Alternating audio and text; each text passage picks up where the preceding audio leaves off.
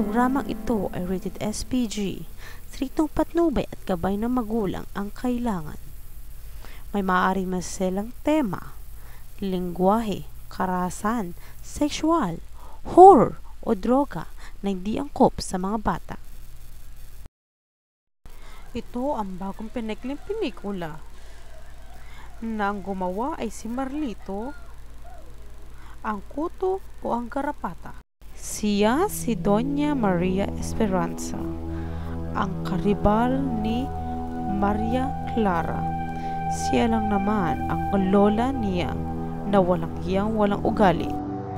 At ngayon, papakilala natin ang ating bida sa ating pelikula. Siya si Maria Clara, nakiri kaya lagi napapamura ng kanyang lola.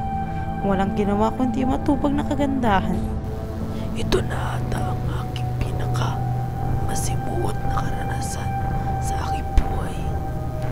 Dahil dito, magbabago ang lahat ng aking mga gagawin at ang aking pananaw. Unang pagtapak ko pa lang sa aming bahay ng lola ko, iba na talaga naramdaman ko noon.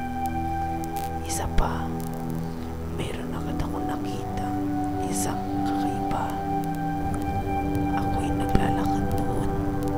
Bigla na lang, wala naman ako. Ako'y nagpapahinga rito sa aking paglalakbay. Pero, at ako'y nag-iisa ng marami pa pala sila. At doon, umaga noon, ako'y nakakita ng isang damit. Ang baho nito. Ito pala naami ko nung kagabi na yun. Kaya pala ako di makatulog. Ito naman kasi lola ko. Grabe naman kasi. Unang araw ako'y nag-ayos ang aking buhok. Bigla na lamang ako'y kinakati. Nung aking anuhin, mayroon pala akong mga lisa. Kaya tiniris ko sila. Pero walang laban ang kati.